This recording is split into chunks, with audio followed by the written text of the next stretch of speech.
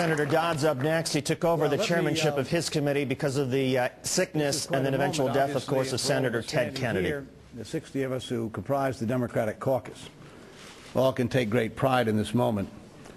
But I'm confident I speak for all of us, and more importantly for millions of Americans who have to recognize that every group of individuals has to have a leader. And we've been blessed indeed to have a leader in the name of Harry Reid, the majority leader.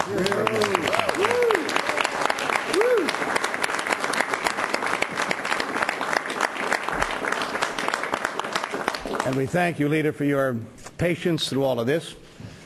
I want to congratulate Max Baucus, my colleague with whom I've served for 35 years in Congress, Tom Harkin, with whom I've served as well for those same number of years, having arrived together on the very same day in January of 1975, for their work.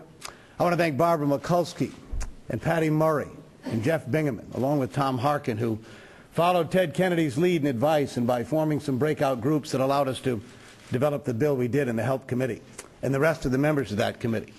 To congratulate Max's committee as well, and all the members who worked with him over those many, many months to produce this bill.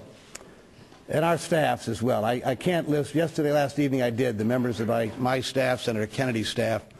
I also want to thank Mike Enzie's staff. While we didn't end up voting for the bill, they contributed to the bill, and it's important they be remembered at a moment like this as well. This is an historic moment.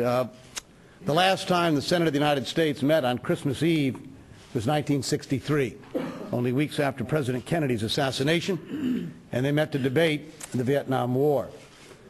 This is the second occasion when the Senate has met for as long a period of time as we have, 24 days. You have to go back to 1917, when the Senate met for 29 days. We now rank second in longevity for a period of time for the Senate to consider something as important as this bill that's before us.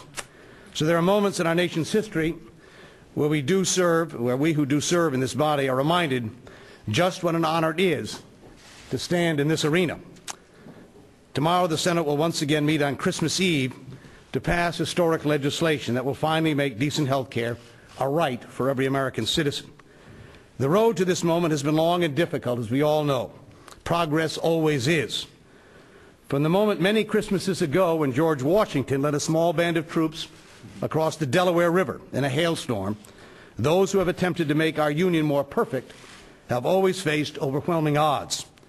We too have been tested over these past weeks and months as we've pushed towards the passage of this legislation, and the final bill reflects the necessity of compromise. But we happy few in many ways, who have the privilege to cast our votes for health care reform tomorrow morning will never cast a more important vote in our careers. History will judge harshly those who have chosen the simple path of obstruction over the hard work of making change. It always does. But for those of us who have fought long and hard, in the memory of Ted Kennedy, who began this charge so many, many years ago, to build this legislation from a blank sheet of paper, made compromises when necessary, and stood firm in the face of long odds, we will always remember this day. Thank you, Mr. Leader.